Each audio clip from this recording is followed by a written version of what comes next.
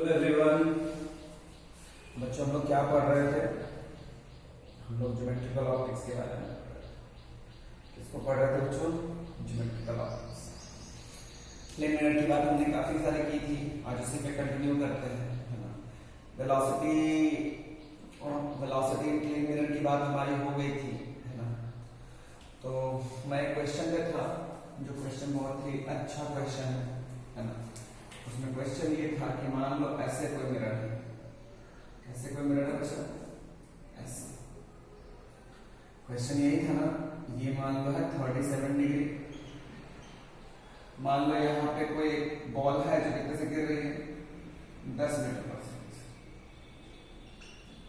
तो मैंने बोला था राइट डाउन द वेलोसिटी, इधर x माना था, इधर y माना था।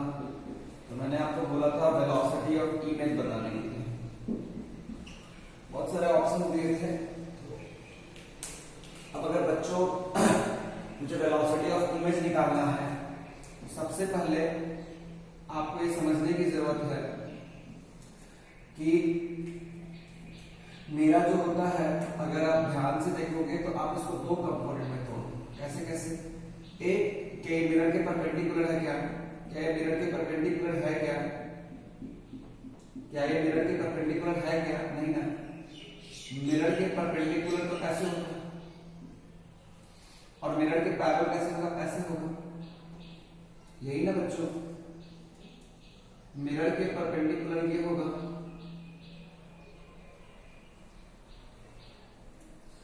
मिरर के परपेंडिकुलर ये होगा, मिरर के पैरेलल ये होगा। ये 37 डिग्री है, ठीक है। तो आप एक बात समझो,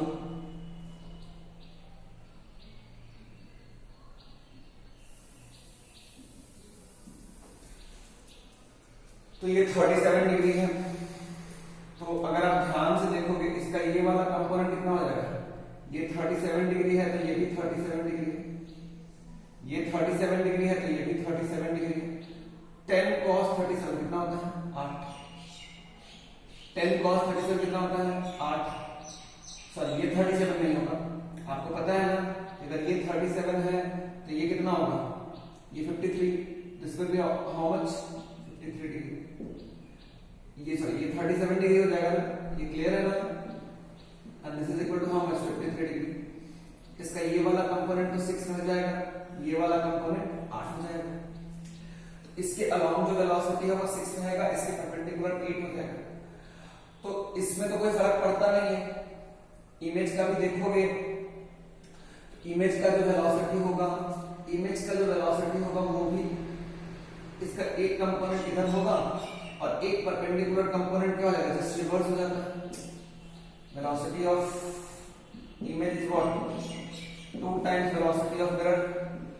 0 minus velocity of object. Velocity of object कितना है? तो ये 8 जो है उसका उल्टा, ये 8 हो जाएगा। ये क्या है अच्छा? ये मेरा है, ये मेरा क्या हो गया? ये मेरा वेलोसिटी ऑफ इमेज हो गया। वेलोसिटी ऑफ इमेज देखोगे तो ये 6 रहा और ये 8 रहा। अगर ध्यान से देखोगे तो ये तो लाइन मिरर के पैरेलल है, तो ये लाइन अगर मिरर के पैरेलल है, ये एंगल 37 डिग्री है। If this is 37 degree, this will also be what? 37 degree. ये पूरा 90 है, क्योंकि ये और ये तो परपेंडिकुलर है ना। This will be how much? 53 degree. अब मुझे वेलोसिटी ऑफ इमेज, वेलोसिटी जो है उसका दो कंपोनेंट है, एक ये है और एक ये है। वेलोसिटी ऑफ इमेज का दो कंपोनेंट मैंने निकाला, एक पैरेलल टू मिरर, एक परपेंडिकुलर टू मिरर। लेकिन आपको वेलोसिटी ऑफ इमेज बताना है, तो वेलोसिटी ऑफ इमेज बताओगे तो इन दोनों का समेशन क्या हो जाएगा बच्चा? मॉड ऑफ वी क्या हो जाएगा? ये दोनों कंपोनेंट है ना, इन्हीं दोनों का समेशन। दोनों आपस में क्या है? परपेंडिकुलर। √6 स्क्वायर प्लस 8 स्क्वायर कितना हो जाएगा? 10। अरे भाई √100 हो जाएगा नहीं? अगर √100 हो जाएगा तो कितना हो जाएगा? 10। अब अगर बच्चों मेरी बात समझोगे, ध्यान से बात समझोगे तो इस बात को खूब समझने की जरूरत है कि ये 6 है, ये 8 है, तो ये कितना हो गया? 10। अब अगर चीजों को ध्यान से समझोगे तो मैं मैं तुम्हें एक बात समझाना चाहता हूं कि मुझे इस वेलोसिटी को आई कैप एंड जे कैप में लिखना था। तो रियलिटी में तुम ध्यान से देखोगे तो ये है कितना, ये 8 है, ये कितना है 6 है, ये एंगल कितना है 37 डिग्री, ये बड़ा है ये छोटा है। तो ऑब्वियसली अगर ध्यान से देखोगे तो रिजल्टेंट जो होगा इन दोनों का, ये तुम्हारा ये रिजल्टेंट जो होगा वो कुछ ऐसा आएगा। रिजल्टेंट जो होगा वो कुछ ऐसा आएगा। इसका वैल्यू कितना होगा 10, इसका वैल्यू कितना होगा 10। ये 37 डिग्री है, ये 53 डिग्री है, ये 37 डिग्री है और ये 53 डिग्री है। अब अगर बात समझोगे तो ये तुम्हारा रिजल्टेंट वेलोसिटी है, ये तुम्हारा रिजल्टेंट वेलोसिटी है। अब अगर बात को समझोगे बच्चा तो मुझे इसको इधर x है इधर y है, तो इस वेलोसिटी वेक्टर को आपको इसको किसमें लिखना है आई कैप एंड जे कैप। जैसे तुम्हारा कंपोनेंट 6 एंड 8 है ना, इमेज के वेलोसिटी का कंपोनेंट 6 एंड 8 है ना, इन दोनों का बीच में एंगल 90 है ना, तो रिजल्टेंट इधर आएगा और कितना होगा इसका वैल्यू 10। अब इसका कंपोनेंट लेना है y x के नाम, लेकिन भाई ये एंगल तो मुझे पता है नहीं, मेरे को x एक्सिस के साथ ये कितना एंगल बना रहा है ये एंगल तो मुझे पता नहीं है, तो कंपोनेंट में लिखना थोड़ा टफ। तो बच्चों बहुत बार ऐसा आएगा, समझना मेरी बात को, बहुत बार तुम्हें ऐसा मिलेगा जब तुम्हें, बहुत बार तुम्हें ऐसा मिलेगा, बहुत बार तुम्हें ऐसा मिलेगा जब तुम्हें रियल वेक्टर, ये तो मान लेते हैं ये 6 है ये 8 है, तो इसका मैग्नीट्यूड हम निकाल लिए, लेकिन इसको आई कैप जे कैप फॉर्म में अगर लिखना है तो मुझे ये एंगल भी पता होना चाहिए। तो ऐसे क्वेश्चंस अगर तुम्हें आई कैप जे कैप में लिखना है तो क्या करोगे, ये तुम्हारा क्या है, ये तुम्हारा रियल वेक्टर है जिसका मैग्नीट्यूड कितना है 10, ये तुम्हारा एक रियल वेक्टर है जिसका मैग्नीट्यूड कितना है बच्चों 10। अगर तुम्हें इसका वैल्यू निकालना है, अब तुमको इसका आई कैप एंड जे कैप में लिखना है, तो ये एंगल तुम्हें पता होना चाहिए जो तुम्हें पता नहीं है।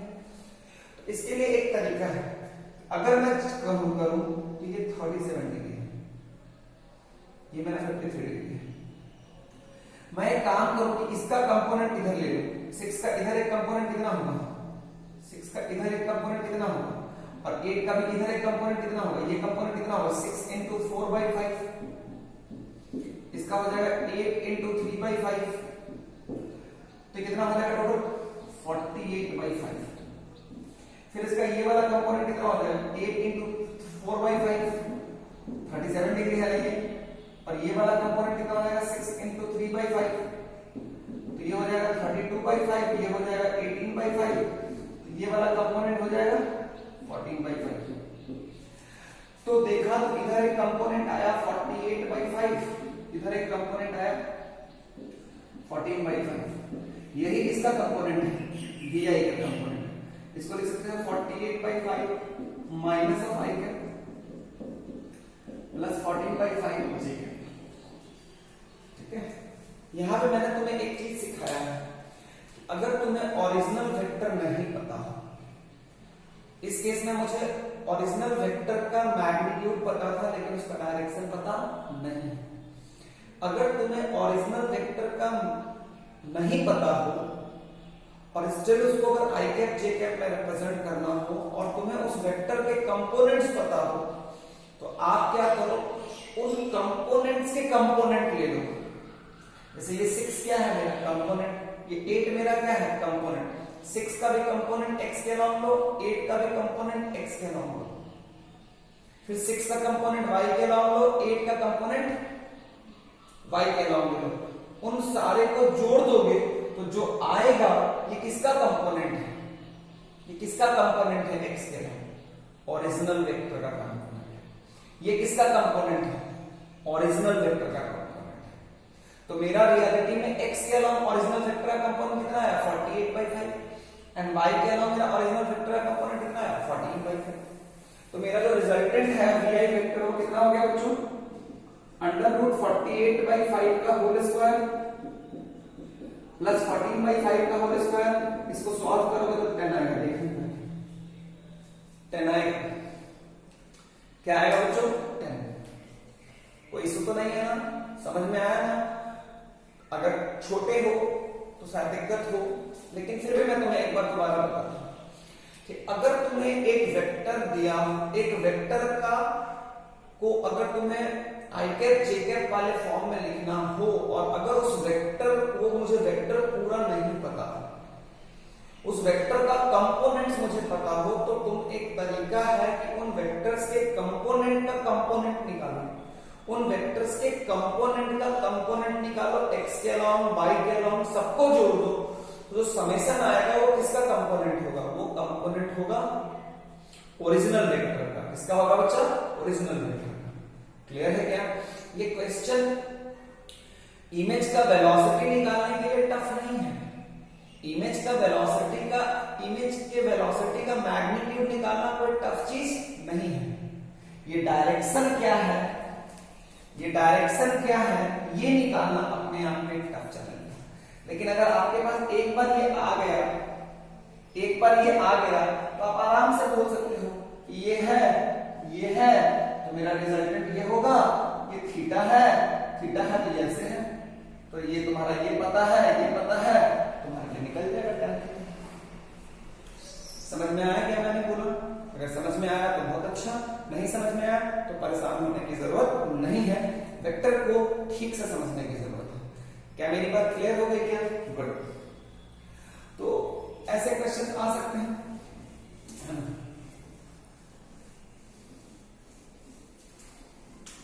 चलो एक क्वेश्चन और कर लेता हूं मैं तुम्हारे साथ।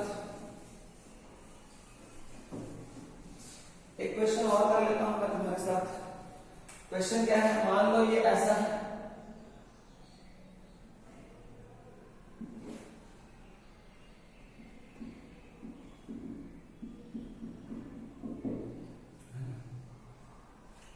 मान लो ऐसे तुम्हारा ये जा रहा है, ऑब्जेक्ट तुम्हारा ऐसे जा रहा है 20 मीटर पर सेकेंड,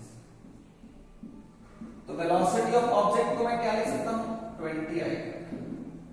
आपको वेलोसिटी ऑफ इमेज बताना है लिख करके, किसमें? आई कैप जे कैप के फॉर्म में। किसमें लिख के बताना है बच्चा? आई कैप जे कैप के फॉर्म में। क्लियर है क्या? ढंग से मेरी बात समझ में आ रही है ना? बहुत बढ़िया।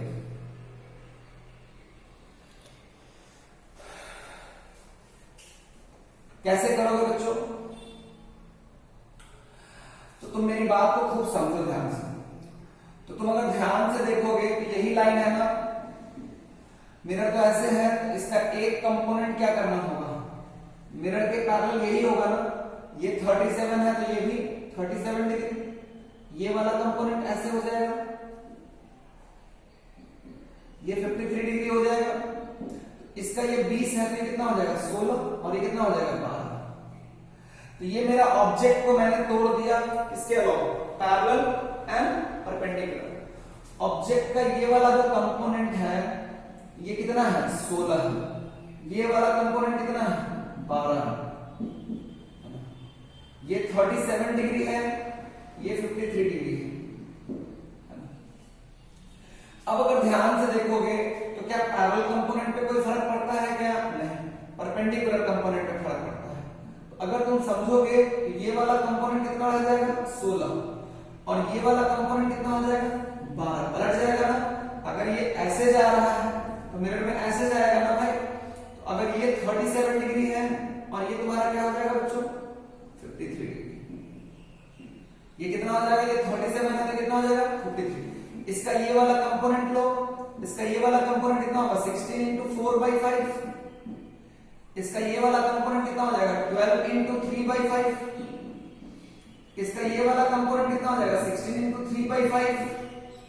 16 cos। इसका ये वाला कंपोनेंट कितना हो जाएगा? 12 into 4/5। तो अल्टीमेटली तुम अगर रिजल्टेंट देखोगे तो ये वाला कितना हो जाएगा? 48/5 प्लस 48/5, 96/5। ये 36/5 है, ये 64/5 है। 36 16 चौका 64 और ये 36 कितना हो जाएगा बच्चों? 18 हाँ पावर 12 into 3 कितना होता है? 36 16 into 4 कितना होता है? 64। तो मेरे ख्याल से बचेगा 18/5। तो तुम्हारा वेलोसिटी का जो कंपोनेंट है आई कैप जे कैप में ये जो तुमने लिया ये किसका कंपोनेंट आया? ये तुम्हारा किसका कंपोनेंट है? ये दोनों किसका कंपोनेंट था? ये दोनों तुम्हारा इमेज के वेलोसिटी का कंपोनेंट है। ये जो कंपोनेंट है इमेज के वेलोसिटी का कंपोनेंट है, ये भी किसके कंपोनेंट है? इमेज के वेलोसिटी का कंपोनेंट है। इन दोनों को जोड़ोगे, इन दोनों को जोड़ने से क्या आएगा? इन दोनों को जोड़ने से जो आएगा मेरा वो आएगा इमेज का वेलोसिटी। इमेज का वेलोसिटी जो कि इन दोनों कंपोनेंट के बीच का एंगल 90 है, तो जोड़ोगे तो 16 स्क्वायर प्लस 12 स्क्वायर, इन दोनों को जोड़ने से कितना आ जाएगा? 20। लेकिन 20 तो आ जाएगा, लेकिन आई कैप जे कैप फॉर्म में नहीं आएगा ना भाई। ये जो है ऐसे है, ये जो है ऐसे है। तो जो मेरा रिजल्टेंट आएगा वो कुछ ऐसा होगा। जो मेरा रिजल्टेंट आएगा वो कुछ ऐसा होगा। तो ये जो वेक्टर आया इसका मैग्नीट्यूड तो निकालना आसान है। 16 पता है, 12 पता है, तो मैग्नीट्यूड तो निकाल सकते हो, लेकिन इसका डायरेक्शन निकालना आई कैप जे कैप के साथ इसका डायरेक्शन निकालना काफी डिफिकल्ट है। इसके लिए क्या करते हैं? इसका कंपोनेंट y, इसका कंपोनेंट y, इसका कंपोनेंट x, इसका कंपोनेंट x। तो सारे का x ले लिए, सारे का y ले लिए, फिर y के लॉन्ग जोड़ दिए, x के लॉन्ग जोड़ दिए। तो y के लॉन्ग जोड़े तो किसका कंपोनेंट आया? ओरिजिनल वेक्टर का कंपोनेंट आया। ये किसका कंपोनेंट आया? ओरिजिनल वेक्टर का कंपोनेंट आया। इमेज का जो वेलोसिटी हो जाएगा वो हो जाएगा 18/5 आई कैप प्लस 96/5 जे कैप। अगर तुम चाहो तो x एक्सिस का एंगल निकाल सकते हो, दिस तो ये 18/5, ये 96/5, ये थीटा है, tan ऑफ थीटा कितना हो जाएगा? 96/5 बाय 18/5, 5 कट गया, जो भी है। तो ये बात तुम्हें ढंग से समझ में आनी चाहिए। क्लियर हो गया बच्चों? कोई इशू तो नहीं है, कोई प्रॉब्लम तो नहीं है? बहुत बढ़िया।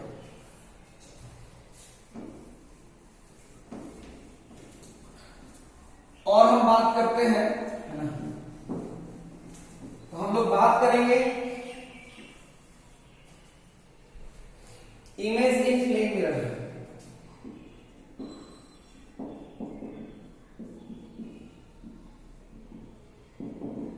इमेज इन प्लेन मिरर,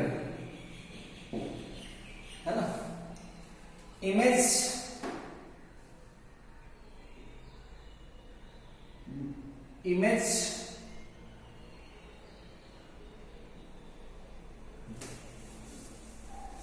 ऐसे इसको लिखो,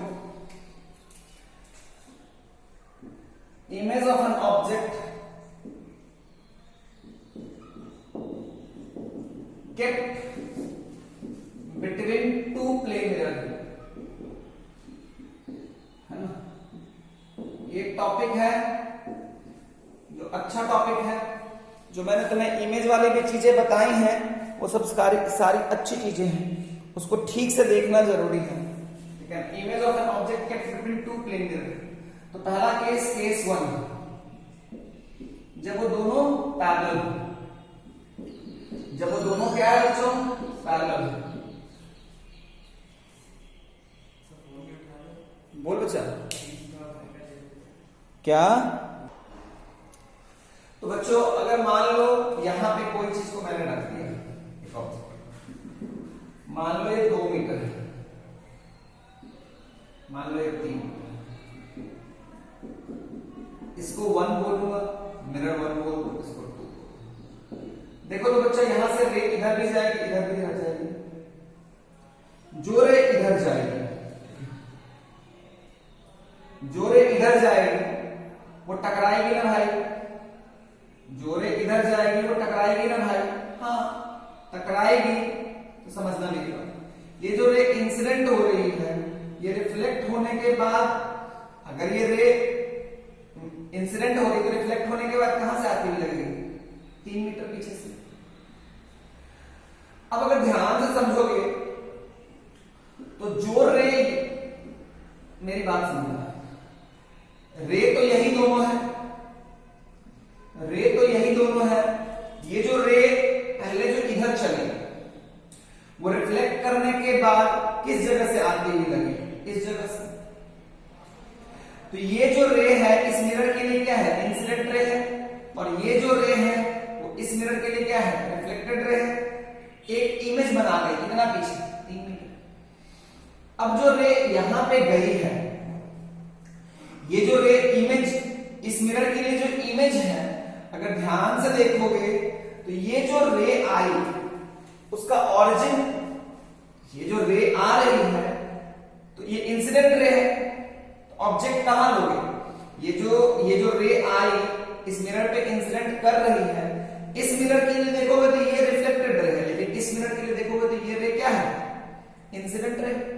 अरे कौन सी रे है, इंसिडेंट रे। अगर ये इंसिडेंट रे है, अगर ये रे इंसिडेंट रे है अगर ये रे इंसिडेंट रे है तो ऑब्जेक्ट लेना पड़ेगा ना। तो मैंने ऑब्जेक्ट के लिए क्या बताया था, intersection point of incident rays. इन दोनों रेज की इंसिडेंट रे यही हो गई ना भाई।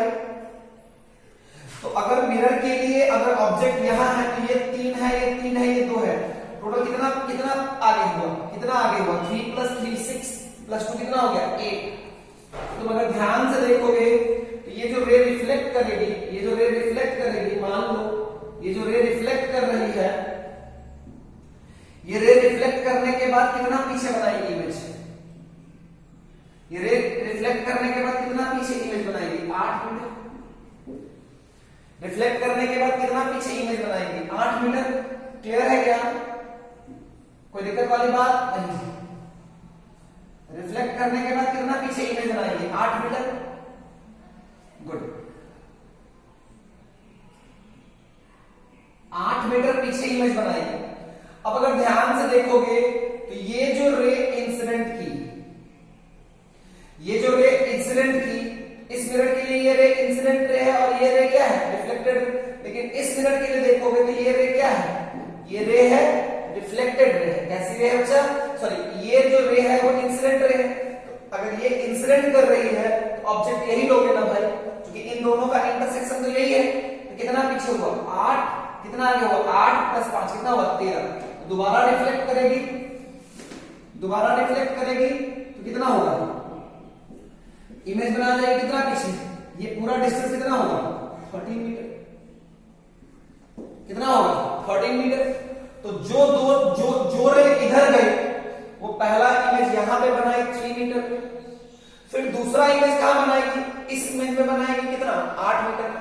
फिर तीसरा इमेज कहां बनाएगी, इसमें, चौथा इमेज इसमें, पांचवा इमेज इसमें, ऐसे करके चलते रहेगी। तो क्या रे जो थी वो सिर्फ इधर ही आई थी, कुछ इधर भी गई, स्टार्टिंग में कुछ रे इधर भी गई।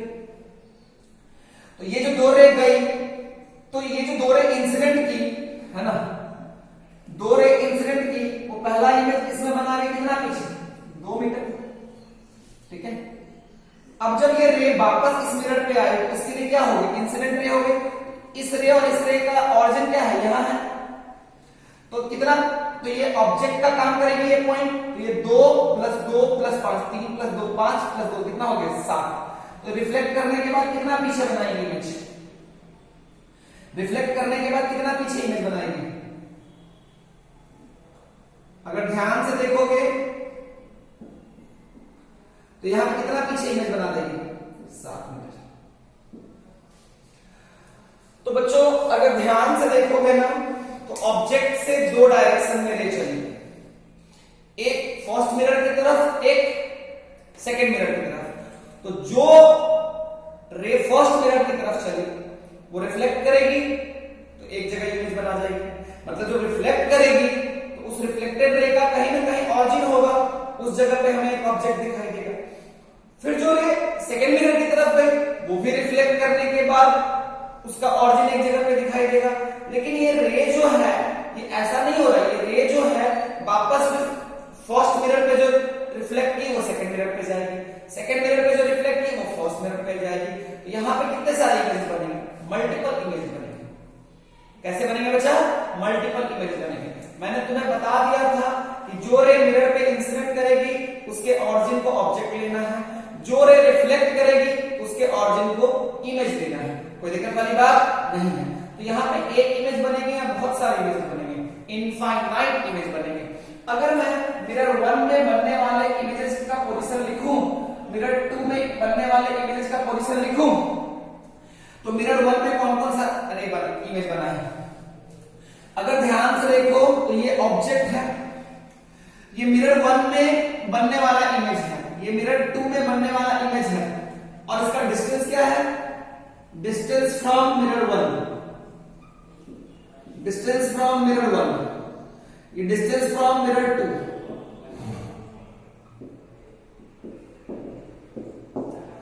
ये मिरर 1 में बनने वाला इमेजेस है, ये मिरर 2 में बनने वाला इमेजेस है, लेकिन उसका जो डिस्टेंस लिख रहे हैं वो कहां से लिख रहे हैं? मिरर 1 से ही लिख रहे हैं।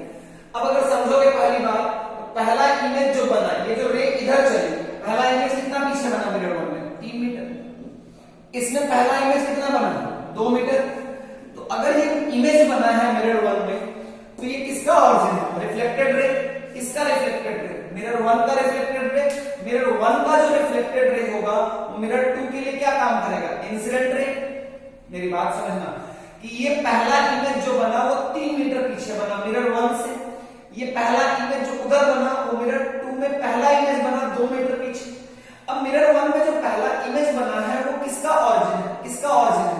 मिरर 1 से रिफ्लेक्टेड रे का ऑरिजिन, मिरर 1 से रिफ्लेक्टेड रे का इंटरसेक्शन पॉइंट, मिरर 1 से रिफ्लेक्टेड रे का इंटरसेक्शन पॉइंट। तो जो रे मिरर 1 से रिफ्लेक्टेड रे है वो मिरर 2 के लिए क्या होगा? Incident ray. तो इंसिडेंट रे का इंटरसेक्शन पॉइंट क्या है? मिरर 1 से 3 मीटर पीछे। तो मिरर 2 से कितना आगे हुआ? मिरर 2 से 3 मीटर पीछे। तो मिरर 2 से कितना आगे हुआ? तो 3 मीटर पीछे। तो मिरर 2 से कितना आगे हुआ? 3 + 2 5 + 3 कितना हुआ? 8। तो 3 + 2 5, 5 + 3 8। तो मिरर 2 से कितना आगे हुआ ऑब्जेक्ट? 8। यानी जो इंसिडेंट रे आ रही है उसका ऑरिजिन कितना है? 8 आगे। इमेज कहां बनेगा? 8 पीछे। किसमें? मिरर 2 में। तो मिरर 2 में एक और इमेज बन गया 8 मीटर। कहां बन गया बच्चा? ये 8 मीटर। ये 8 मीटर किसमें इमेज बना है? 8 मीटर पीछे किसमें इमेज बना है? मिरर 2 में। मिरर 2 से जो रे रिफ्लेक्ट कर रही है उसका ऑरिजिन कहां है? मिरर 2 से जो रे रिफ्लेक्ट कर रही है उसका इंटरसेक्शन कहां है? मिरर 2 से 8 मीटर पीछे। जो रे रिफ्लेक्ट करेगी वो मिरर 1 पे इंसिडेंट करेगी। तो मिरर 1 पे जब इंसिडेंट करेगी तो मिरर 2 से 8 मीटर पीछे इंटरसेक्शन है, तो मिरर 1 से कितना आगे हुआ? तो 5 + 8 कितना हुआ? 13। तो ये जो रे रिफ्लेक्ट करेगी मिरर 1 पे आएगी, तो मिरर 1 के लिए ऑब्जेक्ट डिस्टेंस कितना होगा? 13। तो कितना हो जाएगा? 13।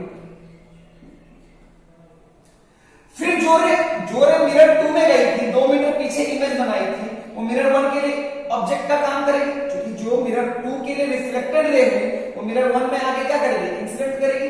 तो 2 मीटर पीछे मिरर 1 से कितना आगे हुआ? 3 + 2 5 + 2 कितना हुआ? 7। तो मिरर 1 से 7 मीटर आगे ऑब्जेक्ट है, तो रिफ्लेक्ट करने के बाद इमेज कहां बना देगी? 7 मीटर पीछे। मिरर 1 में अगर 2 मीटर पीछे अगर कोई इमेज बना रहा है, तो मिरर 2 में अगर कोई 2 मीटर पीछे इमेज बना रहा है, तो मिरर 1 से कितना आगे हुआ? मिरर 1 से 7 मीटर आगे ऑब्जेक्ट हुआ, इमेज कितना बनेगा? 7 मीटर पीछे। जो मिरर 1 में इमेज बना 7 मीटर पीछे, वो मिरर 2 के लिए क्या काम करेगा? ऑब्जेक्ट का। तो 7 मीटर पीछे है मिरर 1 से, तो मिरर 2 से कितना आगे हुआ? 7 + 5 कितना हुआ? 5। ये सब इमेज कहां बन रहे? देखो 3 मीटर पे, 7 मीटर पे, 13 मीटर। देखो मैंने बताया था ये सब इमेज कहां बने? मिरर 1 में। ये सब इमेज कहां बने? 2 मीटर, 8 मीटर। ये सब कहां इमेज बन रहा है? मिरर 2 में। देखो वो जो एक पैटर्न फॉलो कर रहा है, इसमें मिरर डिस्टेंस जोड़ो, इसमें मिरर डिस्टेंस जोड़ो, इसमें मिरर डिस्टेंस जोड़ो, इसमें मिरर डिस्टेंस जोड़ो। तो अगर अगला इमेज निकालना है तो वापस 5 जोड़ दो, कितना हो जाएगा? 18। फिर से 5 जोड़ दो, कितना हो जाएगा? 17 मीटर। फिर से 5 जोड़ दो, कितना हो जाएगा? 22 मीटर। इससे फिर से 5 जोड़ दो, कितना हो जाएगा? बात को खूब समझना बच्चों, अगर तुम समझोगे तुम्हें ढंग से मेरी बात क्लियर होगी। ये सारे इमेजेस इसमें बन रहे हैं मिरर 1 में, ये सारे इमेज किसमें बन रहे हैं? मिरर 2 में। ये डिस्टेंस कहां से है? मिरर 1 से। ये भी डिस्टेंस कहां से है? मिरर 1 से 2 से। तो ट्रिक क्या है? ट्रिक क्या है? अगर कभी भी आपको ऐसा काम करना हो तो आप एक काम करो, ट्रिक ये है कि पहला इमेज दोनों में लिख दो। पहला इमेज कहां बनेगा? इसमें 3 मीटर पीछे, इसमें 2 मीटर पीछे। अब ये जो इमेज बनी वो मिरर 2 के लिए ऑब्जेक्ट का काम करेगी। मिरर 1 का इमेज मिरर 2 के लिए ऑब्जेक्ट का काम करेगा, तो उसका पोजीशन मिरर 2 से निकालना पड़ेगा। तो ये मिरर 1 से 3 पीछे है, तो मिरर 2 से कितना आगे होगा? 8। तो मिरर 2 में कितना पीछे इमेज बनाएगा? 8। जो मिरर 2 की इमेज है वो मिरर 1 के लिए ऑब्जेक्ट का काम करेगा। ये मिरर 2 से 2 मीटर पीछे है, तो मिरर 1 से कितना आगे होगा? 7 मीटर पीछे। फिर ऐसे करके तो यहां से सारे इमेजेस आप लिख सकते हो, यहां से भी सारे इमेजेस लिख सकते हो। मैंने आपको रे डायग्राम से भी समझाया है ना। ये अल्टीमेटली जो दो साइड रेज जा रहे हैं उन्हीं से ये सारे इमेजेस बनेंगे 1 और 2 में। उन्हीं से ये सारे इमेजेस बनेंगे इसमें 1 और 2 में। कोई इशू तो नहीं है ना बच्चों? ढंग से मेरी बात समझ में आई ना? क्लियर हो गया ना बच्चों? बहुत बढ़िया। मैं इसको मिटा दूं ना?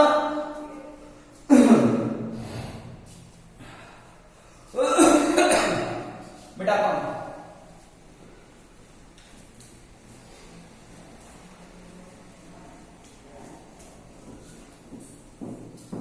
एक बात समझना, इस चीज को खूब ध्यान से समझना कि जो मिरर 1 में इमेज है तो इसका मतलब वो रिफ्लेक्टेड रे का ऑरिजिन है। किसकी रिफ्लेक्टेड रे का? मिरर 1 के रिफ्लेक्टेड रे। तो मिरर 1 की रिफ्लेक्टेड रे का जो इंटरसेक्शन पॉइंट है वो मिरर 2 के लिए क्या करेगा? Incident ray. तो उसका जो इंटरसेक्शन पॉइंट होगा वो ऑब्जेक्ट का काम करेगा। क्लियर है ना? तो जो इमेज होती है वो मिरर 1 की इमेज मिरर 2 के लिए ऑब्जेक्ट, मिरर 2 की इमेज मिरर 1 के लिए ऑब्जेक्ट, और इस तरह से वो मल्टीपल इमेजेस बनाता है। क्या मेरी बात क्लियर है क्या बच्चा? एक क्वेश्चन का मान लो मिरर 1 है, मिरर 2 है, यहां पे एक ऑब्जेक्ट रख दिए 6 मीटर है, ये 20, ये मान लो ये 8 मीटर है। ठीक है। Find out the distance between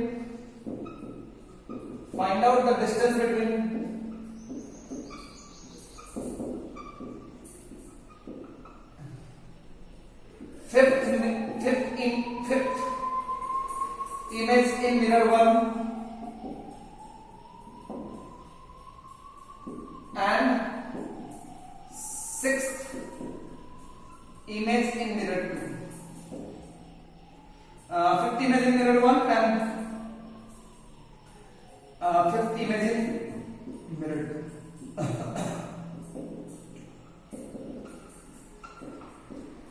ये डिस्टेंस वाइज लेना है। मतलब जो इमेज लेना है वो कैसे लेना है? डिस्टेंस वाइज लेना है।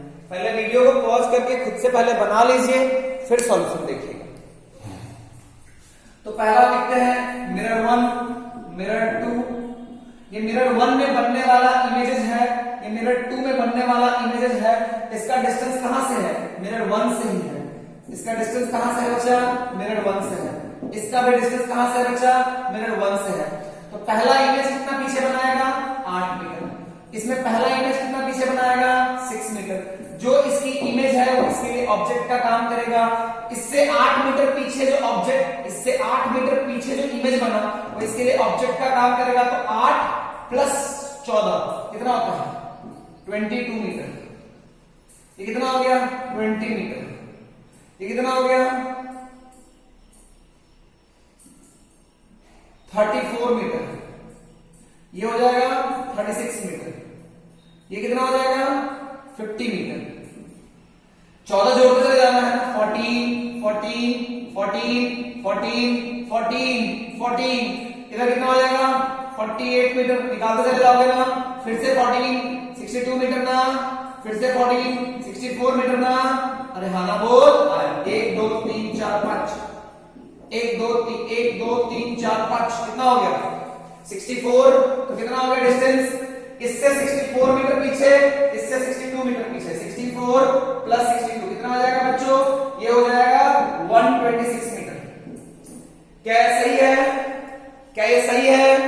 क्या सही है? नहीं। एक चीज और, इससे 64, इससे 62 और बीच का 14 वो कौन लिखेगा? कितना हो गया बच्चों? 140 मीटर। कितना हो गया बच्चों? 140 मीटर। क्लियर है ना बच्चों? ढंग से मेरी बात समझ में आई ना बच्चों? कोई प्रॉब्लम तो नहीं है ना? बहुत बढ़िया। मिटा दूं मैं? गुड।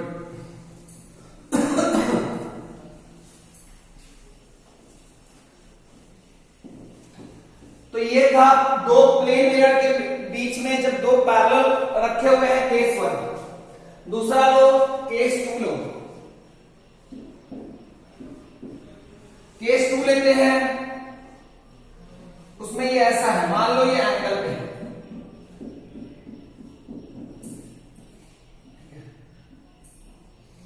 मान लो यहां से कितना पीछे रखा हुआ है? 3 मीटर।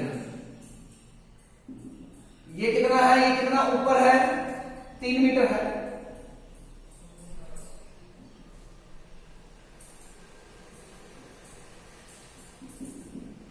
ये मान लो 3 मीटर है, ये 2 मीटर है। परपेंडिकुलर है। Number of images form, number of images form, पहला है 3, दूसरा है 4, तीसरा है 2, चौथा है none of these. Number of distinct image form, distinct images form. Which of the option is correct? Video को पहले पॉज कर लीजिए and also draw the ray diagram, also draw the ray diagram clearly, also draw the ray diagram clearly. है ना बच्चों? ढंग से मेरी बात समझ में आई ना बच्चों? कोई इशू तो नहीं है ना बच्चों? बहुत बढ़िया।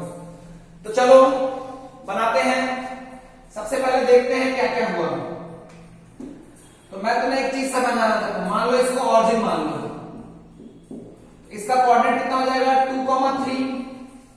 तो कुछ रे इधर जाएगी, कुछ रे इधर जाएगी। जितनी भी रे इधर आई,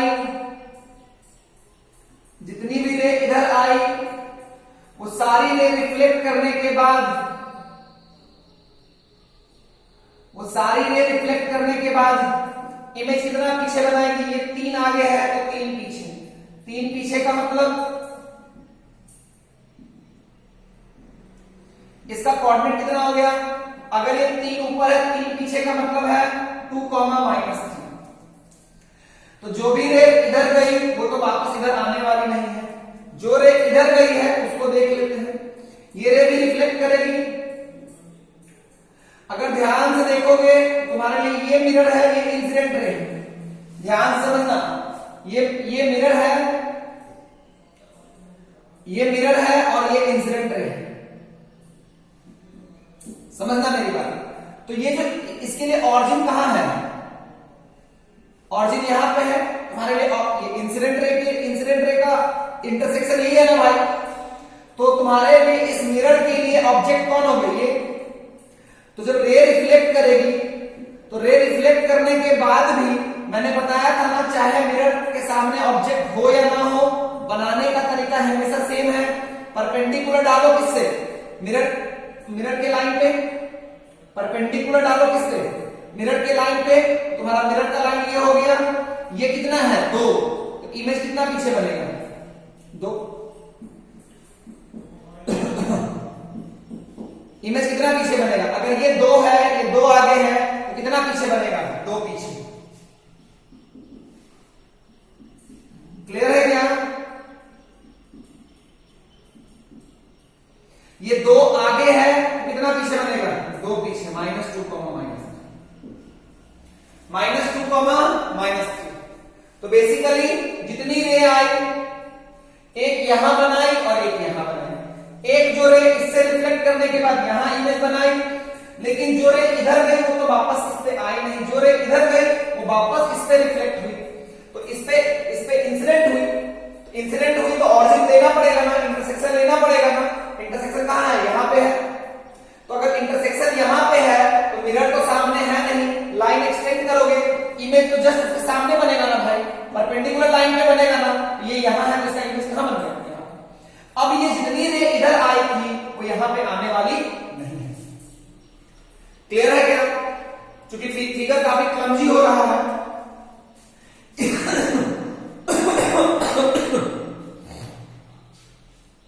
फिगर काफी क्लमजी हो रहा है, इसीलिए मैं क्या करता हूं कि दोबारा मैं इसके लिए अलग से बना देता हूं। ध्यान से देखो, ध्यान से देखो, जितनी रे इधर जाएगी, क्योंकि रे या तो इधर जाएगी या तो इधर जाएगी, इधर वाला रे का हिसाब कर लिया। ये जितनी रे इधर गई, जितनी रे इधर गई,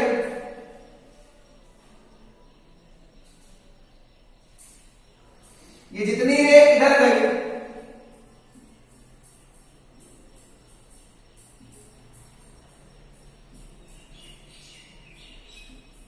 वो एक इमेज तो पीछे बना जाएगी ना भाई। कितना आगे है? 2 आगे है तो 2 पीछे। इसका कोऑर्डिनेट कितना हो जाएगा? -2, जितनी रे यहां आई है,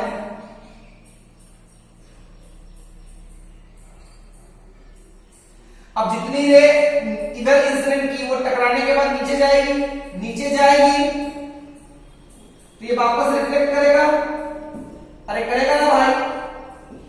तो तुम अगर ध्यान से देखोगे तो ये मिरर है और ऐसे रे जा रही है।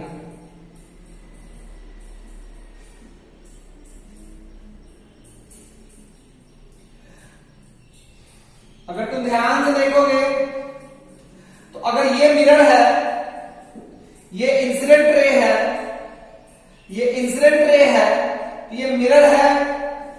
मेरी बात को थोड़ा ध्यान से समझना।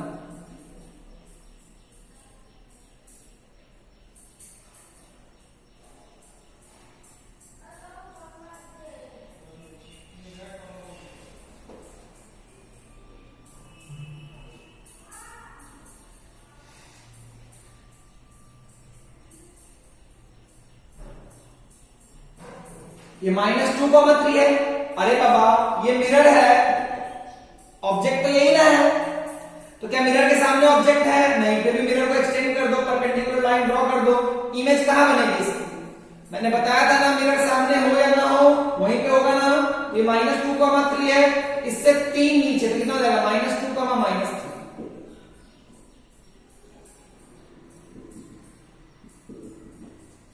क्लियर है क्या? ढंग से मेरी बात समझ में आई कि नहीं आई? अरे ढंग से मेरी बात समझ में आई कि नहीं आई? तो जब ये इंटरसेक्ट करेगा, ये पीछे जो आएगा ये वापस कहां बन जाएगा? -2, -3। तो देखो तो इससे एक इमेज यहां बनी थी 2, -3, इससे एक -2, -3, इससे एक -2, 3 और एक -2, -3। तो इसका भी एक और इसका भी एक, दोनों क्या हो गया? कोइंसाइड कर गया। तो डिस्टिंक्ट इमेजेस कितना बना? 3 बना। Number of distinct images has been formed is how much? Number of distinct images has been formed is how much? Is how much? It is equal to 3। क्या मेरी बात समझ में आई ना? यहां से कुछ बातें हम समझने की कोशिश करते हैं, है ना? देखो सिमेट्रिकल नहीं रखा हुआ था। सिमेट्रिकल कहने का मतलब होता है, सिमेट्रिकल होने का मतलब होता है कि अगर तुम्हारा एंगल बाइसेक्टर पे रखा हुआ हो, 2 मिरर के एंगल बाइसेक्टर पे अगर रखा हुआ है ऑब्जेक्ट, उसको हम लोग सिमेट्रिकल बोलते हैं। और अगर एंगल बाइसेक्टर पे नहीं रखा हुआ है उसको असिमेट्रिकल बोलते हैं, असिमेट्री बोलते हैं, असिमेट्रिकल बोलते हैं। क्लियर है ना? इसका मतलब है यहां पे तो 90 डिग्री है तो सिमेट्रिकल पोजीशन 2, 2, 1, 1, 3, 3 ये सब होता, लेकिन यहाँ 2, 3 है तो ये अनसिमेट्रिकल है। सिमेट्रिकल के केस में भी देखोगे तो एक पोजीशन कोइंसाइड कर ही जाए। तो number of images form when it has been kept between 2 plane mirrors whose angle is 90 degree is equal to how much? 3। चाहे सिमेट्रिकल पोजीशन पे रखो चाहे एसिमेट्रिकल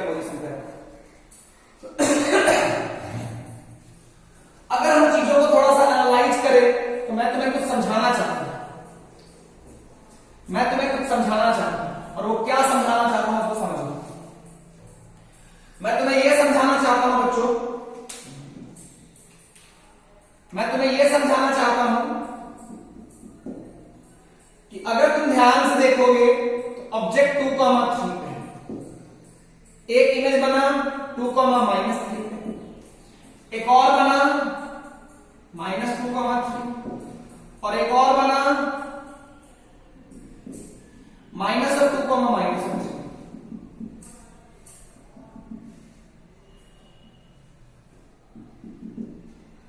ध्यान से तुम देखो तो इस जगह से, ये इस जगह से मिरर के इंटरसेक्शन पॉइंट से,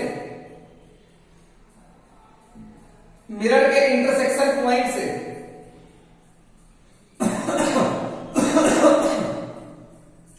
ये चारों का डिस्टेंस क्या है? ऑब्जेक्ट एंड सारे इमेजेस का डिस्टेंस मिरर के इंटरसेक्शन पॉइंट से क्या है? सेम। क्या ये सिर्फ इसमें होगा या हमेशा होगा?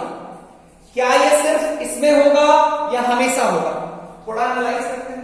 मेरा क्वेश्चन समझ में आया कि object distance and image distance from intersection point of the mirror is same. All the image distance, all the image distance, all the image distance, all the image distance and object distance from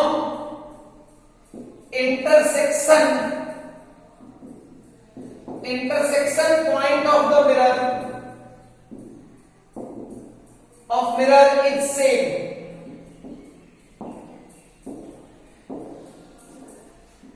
Is it valid everywhere?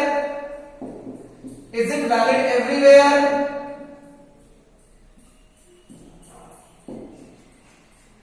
For two plane mirror, when theta is 0 से बड़ा और 180 से छोटा, क्या ये हमेशा है? Is it valid for everywhere for two plane mirror when theta is 0 से बड़ा and theta is what? Angle between two plane mirror. Angle between two plane mirror. पहला है true, दूसरा है false. क्या ये सिर्फ 90 के लिए है या सबके लिए होगा? क्या ये सिर्फ 90 के लिए है या सबके लिए होगा? सोच के बताओ, सोच के बताओ। तो चलो मैं तुम्हें पहले समझाता हूं, फिर बातें समझ में आएगी। देखो बच्चों, एक प्रॉपर्टी जानते हैं कि मिरर के किसी पॉइंट से ऑब्जेक्ट एंड इमेज का डिस्टेंस हमेशा क्या होता है? सेम। मिरर के किसी पॉइंट से ऑब्जेक्ट एंड इमेज का डिस्टेंस हमेशा क्या होता है? सेम। और ये थीटा और ये थीटा क्या है? उस पॉइंट से जो दो लाइन पास करती है ऑब्जेक्ट एंड इमेज का, उसका मिरर से एंगल भी क्या होता है? सेम। मिरर के किसी पॉइंट से ऑब्जेक्ट एंड इमेज का डिस्टेंस सेम होता है एंड जो दो लाइन होती है जो ऑब्जेक्ट एंड इमेज से पास करती है उस लाइन से, मिरर के दो पॉइंट, मिरर के किसी भी पॉइंट से ऑब्जेक्ट एंड इमेज का डिस्टेंस सेम होता है और उस पॉइंट से जो दो लाइन ऑब्जेक्ट एंड इमेज से पास करती है उसका एंगल भी मिरर के साथ हमेशा क्या होता है? सेम होता है। ये बात तो तुम्हें आता है, कोई दिक्कत वाली बात नहीं। ये बात अगर आती है, ढंग से समझ में आती है, तो हम बात करते हैं। किसकी बात करते हैं बच्चों? बहुत बढ़िया से मान लेते हैं कि मैंने आर्बिट्ररी ले लिया,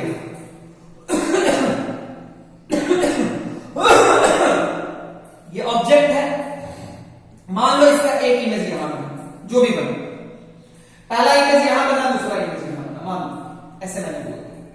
तो भाई अगर ये ऑब्जेक्ट है, इस इमेज के लिए मान लो I1 डैश के लिए I1 डैश और I2, ये ऑब्जेक्ट है, ये इमेज है, ये ऑब्जेक्ट है, ये इमेज है, ये मिरर बना है, इसमें ये मिरर बना है, ये इमेज बना है, इसमें ये इमेज बना है, इसमें। तो देखो तो ये पॉइंट क्या दोनों में कॉमन है? ये पॉइंट है ना भाई, जितना डिस्टेंस ये होगा उतना ही डिस्टेंस ये होगा, जितना डिस्टेंस ये होगा उतना ही डिस्टेंस ये होगा, फिर जितना डिस्टेंस ये होगा उतना ही डिस्टेंस ये होगा। क्या मेरी बात तुम्हें समझ में आई ढंग से?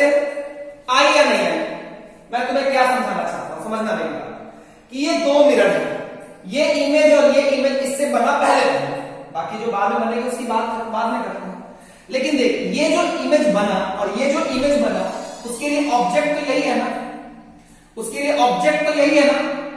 अगर ये ऑब्जेक्ट है, जितना डिस्टेंस ये होगा उतना ही डिस्टेंस ये होगा, ये वाला पॉइंट। फिर देख, जितना डिस्टेंस ये होगा उतना ही डिस्टेंस ये होगा, क्योंकि ये ऑब्जेक्ट है, ये इमेज है इस मिरर का, और ये पॉइंट दोनों में है। क्लियर है क्या? अच्छा बच्चों, मान लो अब ये जो इमेज है वो इसके लिए ऑब्जेक्ट का काम करेगी, तो ये जो मिरर है, ये जो पॉइंट है वो तो इस मिरर में भी है। ये जो पॉइंट है, ये जो पॉइंट है वो तो इस मिरर में भी है। ऑब्जेक्ट ये होगा तो इसका इमेज मान लो यहां पे कहीं बना, तो जितना डिस्टेंस ये होगा उतना ही डिस्टेंस ये भी होगा। मान लो ये इमेज है तो इसके लिए ऑब्जेक्ट का काम करेगी, इसका इमेज यहां बनेगा, तो भाई जितना डिस्टेंस ये होगा उतना ही डिस्टेंस ये भी होगा। नहीं समझ में आया ना? नहीं समझ में आया ना? एक बार फिर समझ। ये ऑब्जेक्ट है, ये ऑब्जेक्ट है, ये इमेज बना, ये इमेज बना, तो तुम बात समझना। मान लो ये डिस्टेंस है x,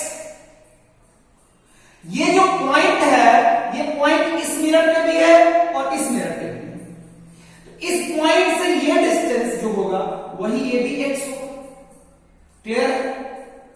अब अगर ये x है तो इस मिरर से इस मिरर में ये पॉइंट है कि नहीं है? अगर ये x है, इसमें जो इमेज बना ये भी कितना होगा? x। अब जो ये इमेज बना, इसने बनाना, इसके लिए ऑब्जेक्ट का काम करेगा। इसकी जो इमेज है इसके लिए ऑब्जेक्ट का काम करेगी। इस मिरर से इस ऑब्जेक्ट का डिस्टेंस x है, तो ये जो इमेज बना इसमें वो भी ये भी कितना होगा? x। ये जो इमेज है वो इसके लिए ऑब्जेक्ट का काम करेगी। यहां से कितना डिस्टेंस है? x। ये भी कितना होगा? x। तो ये सिर्फ और सिर्फ 90 डिग्री के लिए वैलिड नहीं है, हमेशा वैलिड है। ये 90 डिग्री के लिए वैलिड नहीं है, ये हमेशा वैलिड है। इसीलिए हम बोल सकते हैं कि अगर दो प्लेन मिरर के बीच का एंगल अगर थीटा है, तो जितना भी ऑब्जेक्ट एंड इमेज होगा वो, अगर मैं इस इंटरसेक्शन पॉइंट को सर्कल मान लूं और ऑब्जेक्ट डिस्टेंस को इस जगह के ऑब्जेक्ट डिस्टेंस को रेडियस मान लूं, इस जगह के ऑब्जेक्ट डिस्टेंस को मैं रेडियस मान लूं, तो सारा का सारा इमेज एंड ऑब्जेक्ट इस सर्कल के पेरिफेरी पे लाई करेगा। क्या मेरी बात क्लियर है क्या? मैं फिर से अपने स्टेटमेंट को रिपीट करता हूं कि अगर मैं दो मिरर के इंटरसेक्शन पॉइंट को मैं क्या मान लूं? सर्कल का सेंटर। ऑब्जेक्ट डिस्टेंस को क्या मान लूं? रेडियस। ऑब्जेक्ट डिस्टेंस कहां से? उस इंटरसेक्शन पॉइंट से। तो जितना इमेज बनेगा वो तो इन्हीं दोनों मिरर से बन रहा है ना भाई, और ये दोनों मिरर का कॉमन पॉइंट है, तो वो सारे इमेजेस का डिस्टेंस इस जगह से किसके बराबर होगा? ऑब्जेक्ट डिस्टेंस के बराबर होगा। तो जितने भी इमेजेस बनेंगे वो सारे के सारे किस पे लाई करेंगे? सर्कल के पेरिफेरी पे लाई करेंगे। किस पे लाई करेंगे बच्चा? सर्कल के पेरिफेरी पे लाई करेंगे। क्या मेरी बात ढंग से क्लियर हो गई ना? कोई इशू तो नहीं है ना बच्चों? क्लियर है ना? गुड। चलो हम अगले क्लास में इस चीज को कंटिन्यू करेंगे। आज के लिए इतना ही।